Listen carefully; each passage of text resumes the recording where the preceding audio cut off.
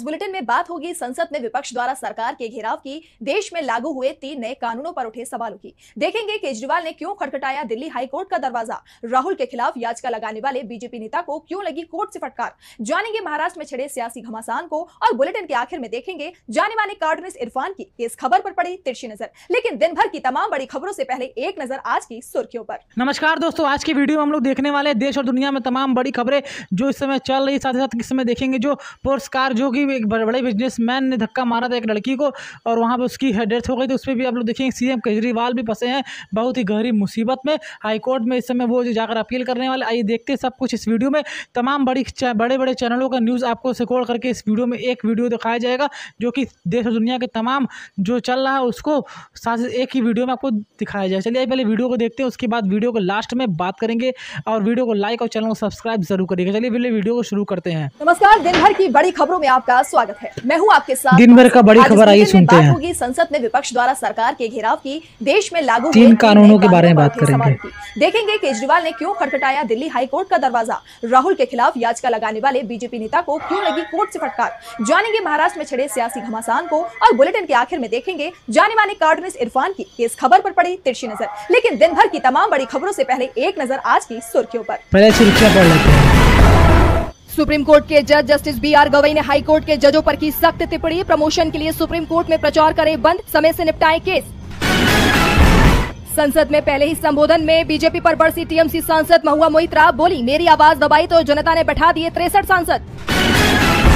Pune ports case में Mumbai police करेगी supreme court का रुख, मुंबई हाई कोर्ट के फैसले को देगी चुनौती, हाई कोर्ट ने आरोपी को रिहा करने के दिए हैं आदेश। शेयर बाजार में आई तेजी, 443 अंकों के उछाल के बाद 79,476 पर बंद हुआ सेंसेक्स, तो 131 अंकों के उछाल के साथ 24,141 पर बंद हुआ निफ्टी। ये तो थी सुर्खियां। अब बात आज की सबसे बड़ी खबर की। सोमवार का संसद सत्र काफी उग्र नजर आया। विपक्ष ने सत्ता पक्ष को बैकफुट पर रखा, नीट से लेकर किसानों के मुद्दे तक एनडीए सरकार चौतरफा घिरती नजर आई। लोकसभा में नेता प्रतिपक्ष राहुल गांधी का ये पहला भाषण था और पहली ही बार में राहुल बीजेपी पर खासे हमलावर। राहुल ने जमकर धो दिया बीजेपी को। रोकने की सत्ता पक्ष की तरफ से पुरजोर कोशिश की गई, लेकिन नेता प्रतिपक्ष ने उनकी बोलती बंद कर दी। वहीं राज्यसभा में नेता विपक्ष मल्लिकार्जुन खड़गे ने पीएम मोदी समेत एनडीए सरकार को घेरा, तो कैसे संसद में सरकार की बोलती हुई बंद, देखिए ये रिपोर्ट। संसद सत्र के छठे दिन एनडीए सरकार पर विपक्ष काफी हमलावर नजर आया। लोकसभा की कार्यवाही शुरू होते ही नेता विपक्ष राहुल गांधी ने नीट का मुद्दा उठाया, लेकिन एक बार फिर स्पीकर ने ये मांग ठुकरा दी, जिसके बाद विपक्ष ने सदन से वॉकआउट कर दिया। लोकसभा में विपक्ष को अपना मुद्दा रखने की भले ही इजाजत नहीं मिली, लेकिन राज्यसभा में नेता विपक्ष मल्लिकार्जुन खड़गे ने तथ्यों समेत अनेक मुद्दों पर एनडीए सरकार पर हमला बोला। खड़गे ने नीट का मुद्दा उठाते हुए कहा कि वैसे तो आप लोग कहते हैं कि मोदी है तो मुमकिन है, लेकिन आप पेपर लीक तक नहीं रोक पाए। खड़गे ने मामले में सुप्रीम कोर्ट में जांच की मांग की। बीजेपी पर हमला बोलते हुए नेता विपक्ष ने सवाल किया कि बीजेपी सांसदों और विधायकों को तोड़ने फोड़ने में जुटी रहती है, ये संविधान का अपमान नहीं है तो और क्या है? खड़गे ने बीजेपी को नारेबाजी न करके कुछ काम करने की नसीहत दी। तो लोकसभा में विपक्ष के नेता राहुल गांधी ने अग्निपथ योजना से लेकर राज्यों का दर्जा खत्म करने को लेकर सरकार को घेरा। उन्होंने कहा कि हिंदुस्तान के इतिहास में पहली बार जनता से स्टेट छीने गए हैं। मणिपुर को आपकी योजनाओं, आपकी राजनीति ने जला दिया है। आज तक हिंदुस्तान के प्रधानमंत्री मणिपुर नहीं गए, ऐसा लगता है कि मणिपुर हिंदुस्तान का हिस्सा ही नहीं है। वहीं किसानों को मोदी सरकार द्वारा देशद्रोही कहे जाने को लेकर राहुल ने मोदी सरकार पर हमला बोला। राहुल ने एमएसपी का मुद्दा उठाया। राहुल गांधी ने सरकार पर आरोप लगाते हुए कहा कि आपने किसानों में डर डाला, सेना में डर डाला, महिलाओं में डर डाला, हर व्यक्ति को आपने डर का पैकेज दिया है। संसद में विपक्ष ने मोदी सरकार को सवालों के घेरे में खड़ा कर दिया, तो वहीं आज से देश में लागू हुए 3 आपराधिक कानूनों को लेकर भी मोदी सरकार सवालों में है। विपक्ष की आपत्ति के बावजूद सोमवार से देश भर में 3 नए आपराधिक कानून लागू हो गए और अब इस मामले में एफआईआर भी दर्ज होना शुरू हो चुकी है। तो विपक्ष की क्या है आपत्तियां, देखिए ये रिपोर्ट। 3 नए आपराधिक कानूनों को लेकर चर्चाएं तेज हैं। हालांकि सोमवार से ये कानून देश में लागू हो चुके हैं, लेकिन विपक्ष अभी भी इसका विरोध कर रहा है। विपक्ष का कहना है कि ये कानून बिना पूरी बहस के पारित किए गए हैं, इन पर चर्चा जरूरी है। दरअसल देश की कानून व्यवस्था में बड़ा बदलाव लाने वाले ये तीनों कानून जब संसद में पारित किए गए थे, तब संसद से विपक्ष के 146 सांसद निलंबित थे।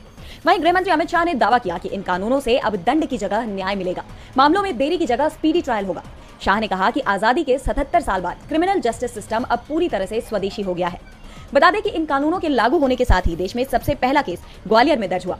अमित शाह ने बताया कि ये FIR मोटरसाइकिल चोरी की थी। वहीं दिल्ली के कमला मार्केट थाने में भी एक FIR दर्ज की गई है। पुलिस ने नए कानून BNS की धारा 285 के तहत एक रेहड़ी लगाने वाले पर FIR दर्ज की है, जहां सरकार इन कानूनों को अपनी उपलब्धि के तौर पर पेश कर रही है।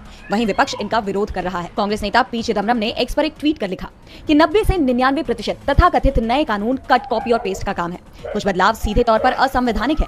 जो सांसद स्थायी समिति के सदस्य थे, उन्होंने प्रावधानों पर विचार किया और तीनों विधेयकों पर विस्तृत असहमति नोट लिखे। सरकार ने असहमति नोट में किसी भी आलोचना का खंडन या उत्तर नहीं दिया। संसद में कोई सार्थक बहस नहीं हुई। कानून के जानकारों, बार एसोसिएशनों, न्यायाधीशों और वकीलों ने कई लेखों और सेमिनारों में 3 नए कानूनों में गंभीर कमियों की ओर इशारा किया है। सरकार ने किसी भी सवालों का जवाब देने की परवाह नहीं की। जहां 3 नए आपराधिक कानून लागू होने का विरोध हो रहा है, तो वहीं विरोध केजरीवाल की गिरफ्तारी पर भी हो रहा है। दिल्ली शराब नीति मामले में सीएम केजरीवाल की गिरफ्तारी के खिलाफ आम आदमी पार्टी समेत पूरे विपक्ष ने संसद में प्रदर्शन किया। तो वहीं अब दिल्ली के सीएम केजरीवाल ने हाईकोर्ट का दरवाजा खटखटाया है और हाईकोर्ट ने मंगलवार को सुनवाई के लिए सूचीबद्ध किया है उस याचिका को। दिल्ली आबकारी नीति मामले में CBI की गिरफ्तारी और रिमांड के खिलाफ मुख्यमंत्री अरविंद केजरीवाल ने दिल्ली हाईकोर्ट का दरवाजा दिल्ली के कथित शराब घोटाले के मामले में मुख्यमंत्री केजरीवाल को पिछले दिनों ही CBI ने गिरफ्तार किया। जैसे ही राउज एवेन्यू कोर्ट से उन्हें जमानत मिली, वैसे ही CBI ने हाईकोर्ट में केजरीवाल की रिमांड की मांग कर दी। 29 जून को CBI की 3 दिन की रिमांड खत्म होने के बाद उन्हें 14 दिनों के लिए न्यायिक हिरासत में भेज दिया गया, जिसे सीएम केजरीवाल ने अब हाईकोर्ट में चुनौती दी है। बता दें कि सुनवाई के दौरान कोर्ट ने केजरीवाल के वकील से कहा था कि हमारे पास न्यायिक हिरासत में भेजने के अलावा कोई और विकल्प नहीं है। आप चाहें तो 2-3 दिन बाद जमानत के लिए याचिका दाखिल कर सकते हैं। ऐसे में केजरीवाल ने निचली अदालत के फैसले को हाईकोर्ट में चुनौती दी है। केजरीवाल ने अपने ऊपर लगाए गए आरोपों को बेबुनियाद बताते हुए हाईकोर्ट में CBI की गिरफ्तारी को अवैध बताया है। वहीं कोर्ट के उस आदेश को भी चुनौती दी गई है, जिसमें CBI को 3 दिनों की कस्टडी सौंपे जाने के दौरान कोर्ट ने केजरीवाल की गिरफ्तारी को लीगल बताया था। तो वहीं सीएम केजरीवाल की गिरफ्तारी के खिलाफ संसद परिसर में इंडिया गठबंधन के नेताओं ने भी प्रदर्शन किया। इस दौरान लोकसभा में नेता प्रतिपक्ष राहुल गांधी भी मौजूद रहे। संजय सिंह ने सीएम की गिरफ्तारी को गलत बताया है। जहां केजरीवाल ने हाईकोर्ट का दरवाजा खटखटाया, तो वहीं राहुल के खिलाफ इलाहाबाद हाईकोर्ट में याचिका दायर करने वाले बीजेपी नेता को हाईकोर्ट के जज ने जमकर फटकार लगाई है। कोर्ट ने राहुल के खिलाफ पेश किए गए सबूतों को निराधार बताते हुए फैसला सुरक्षित रख लिया है। तो क्या है पूरी खबर, जानने के लिए देखिए ये रिपोर्ट। सोमवार को लखनऊ हाईकोर्ट ने राहुल गांधी के खिलाफ दर्ज जनहित याचिका पर सुनवाई की। याचिका में राहुल गांधी की संसद सदस्यता रद्द करने की मांग की गई थी। ये याचिका कर्नाटक के एक भाजपा कार्यकर्ता विघ्नेश शिशिर की ओर से 21 जून को दाखिल की गई थी। इसमें कहा गया था कि राहुल गांधी भारत के नागरिक नहीं हैं, वे ब्रिटिश नागरिक हैं। इसीलिए संविधान के अनुच्छेद 84A के प्रावधानों के तहत वो सांसद बनने योग्य नहीं। मामले में सुनवाई करते हुए कोर्ट ने याचिकाकर्ता को जोरदार फटकार लगाई। कोर्ट ने पहले याचिकाकर्ता की पहचान पूछी और जवाब में बीजेपी कार्यकर्ता सुनने के बाद जजों की बेंच ने कहा कि आपने याचिका में भाजपा कार्यकर्ता होने का जिक्र क्यों नहीं किया। कोर्ट ने याचिकाकर्ता की शिकायत का आधार पूछा, जिस पर विघ्नेश शिशिर ने कहा कि कुछ दस्तावेज बताते हैं कि वे ब्रिटिश नागरिक हैं। दस्तावेज के आधार पर कहा गया कि वे ब्रिटिश नागरिक हैं। कोर्ट ने सवाल किया कि आपको ये दस्तावेज कहां से मिले हैं, जिस पर विघ्नेश ने बताया कि नेट से डाउनलोड किया। कोर्ट ने बीजेपी कार्यकर्ता को चेतावनी देते हुए कहा कि कोर्ट को फॉर ग्रांट मत लीजिए, हम आपके साथ धैर्य बरत रहे हैं, लेकिन इसे फॉर ग्रांटेड मत लीजिए। PIL कर दिया, जबकि नागरिकता का इश्यू 2 बार डिसमिस हो चुका है। बता दें कि इससे पहले बीजेपी नेता की तरफ से दर्ज मानहानि केस में सूरत की निचली कोर्ट ने राहुल गांधी को 2 साल की सजा सुनाई थी, जिसके चलते उनकी लोकसभा की सदस्यता तक चली गई थी। बाद में सुप्रीम कोर्ट ने निचली अदालत के फैसले पर रोक लगा दी थी। बहरहाल लखनऊ हाईकोर्ट ने मामले में सुनवाई के बाद अपना फैसला सुरक्षित रख लिया है। इलाहाबाद हाईकोर्ट से जहां राहुल के लिए राहत भरी खबर सामने आई है, तो वहीं महाराष्ट्र में विधानसभा चुनाव से पहले जहां एनडीए में फूट की खबरें सामने आ रही है, बीजेपी के सहयोगी दल अजीत गुट में भी खटपट शुरू हो गई है, जिसके बाद महाराष्ट्र में सियासी समीकरण अब बदलने वाले हैं। तो दूसरी तरफ चुनावों को लेकर शिवसेना यूपी सांसद संजय राउत का बड़ा बयान सामने आया है। महाराष्ट्र की सियासत में हलचल तेज हो गई है। एक तरफ जहां नतीजों के बाद से ही एनडीए बिखरता दिखाई दे रहा है, तो वहीं अब एनडीए के सहयोगी अजीत गुट से भी टूट की खबरें सामने आ रही है। बताया जा रहा है कि अजीत की अगुवाई वाली एनसीपी के पिपरी चिंचवड़ इकाई के प्रमुख अजीत गव्हाणे ने शरद पवार गुट के एनसीपी के साथ जाने की तैयारी कर ली है। चुनाव में बहुत कम समय बचे होने के चलते गव्हाणे जल्द ही एनसीपी छोड़ देंगे। दिलचस्प बात यह है कि गव्हाणे ने भोसारी सीट से विधानसभा चुनाव लड़ने की इच्छा जताई है, तो वहीं बीजेपी ने भोसारी सीट एनसीपी को देने से इनकार कर दिया है। उम्मीद है कि गव्हाणे के साथ साथ 15 से ज्यादा पूर्व पार्षद भी एनसीपी एसपी का हिस्सा बन सकते हैं। खबरों के मुताबिक गव्हाणे और पूर्व पार्षदों का एक समूह शनिवार को शरद पवार के पुणे स्थित आवास पर मिलने पहुंचा था। हालांकि उन्होंने इस बात को नकार दिया है। तो वहीं महायुति गठबंधन की दूसरी वर्षगांठ पर शिवसेना सांसद संजय राउत ने बड़ा हमला बोलते हुए सरकार गिरने की बात कही है। संजय राउत ने निशाना साधते हुए कहा कि मैंने आज विज्ञापन देखा और विज्ञापन से पता चला कि चोरों और बदमाशों की सरकार ने महाराष्ट्र में 2 साल पूरे कर लिए हैं। ये 2 साल धोखाधड़ी के हैं। महाराष्ट्र की सत्ता में बैठी धोखेबाज सरकार के पास जीने के लिए 2 या 3 महीने हैं। लोकसभा चुनाव में जनता ने इस सरकार को नकारा और विधानसभा चुनाव में इस सरकार को हार का सामना करना पड़ेगा। महाराष्ट्र में एनडीए मुश्किल में महाराष्ट्र बीजेपी के सहयोगी दल उसकी परेशानी को और भी ज्यादा बढ़ाते दिखाई दे रहे हैं। बिहार की सत्ताधारी जेडीयू की तरफ से विशेष राज्य का दर्जा और विशेष पैकेज की मांग की गई है। इसके बाद अब टीडीपी ने भी बड़ी मांग कर दी है, जिससे मोदी सरकार परेशानी में नजर आ रही है।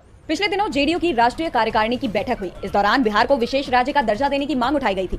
वहीं अब आंध्र प्रदेश को भी विशेष राज्य का दर्जा देने की मांग उठने लगी है। केंद्रीय नागरिक उड्डयन मंत्री और टीडीपी सांसद राम मोहन राय नायडू किंजरापू ने इस पर बड़ा बयान दिया है।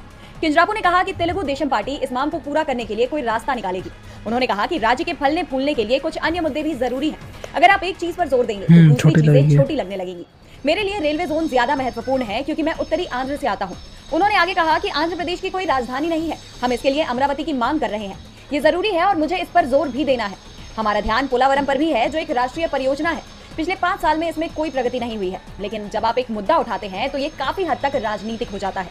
अब देखा जाए तो केंद्र में जेडीयू और टीडीपी के सहारे सरकार चल रही है। ऐसे में बिहार और आंध्र को विशेष राज्य का दर्जा देने की मांग तेज होने लगी है। और अब देखना होगा कि नरेंद्र मोदी अपने सहयोगी दलों की इस मांग को पूरा करते हैं या नहीं, क्योंकि अगर ये मांग पूरी नहीं होती है तो काफी हद तक संभावना है कि दोनों ही पार्टियां अपना समर्थन वापस लेकर केंद्र की सरकार को गिराने का दमखम रखती हैं। नरेंद्र मोदी मुश्किल में दिख रहे हैं, सहयोगियों के दबाव में हैं, तो दूसरी तरफ नीट मामले ने भी बीजेपी की परेशानी को और भी ज्यादा बढ़ा दिया है। एनडीए की तरफ से 1563 छात्र जिन्हें ग्रेस मार्क्स दिए गए थे, उनका री एग्जाम हुआ, जिसके परिणाम सामने आए और परिणामों में जो 6 टॉपर शामिल हुए थे उनकी रैंक घट गई है। नीट परीक्षा में हुई धांधली के मुद्दे पर विपक्ष और छात्रों के प्रदर्शन के बाद एक बार फिर एनटीए ने नीट यूजी री एग्जाम करवाया था, जिसका रिजल्ट सोमवार को घोषित कर दिया गया। इस रिजल्ट के मुताबिक अब टॉपर्स की गिनती 67 से घटकर 61 हो गई है। बता दें कि नीट यूजी री एग्जाम उन 1563 कैंडिडेट्स के लिए हुआ था जिन्हें रिजल्ट में ग्रेस मार्क्स मिले थे। इनमें से सिर्फ 813 ही री एग्जाम में शामिल हुए थे। 720 में से 720 अंक पाने वाले 6 में से 5 स्टूडेंट्स री एग्जाम में शामिल हुए थे। इनमें से किसी ने भी री एग्जाम में टॉप नहीं किया,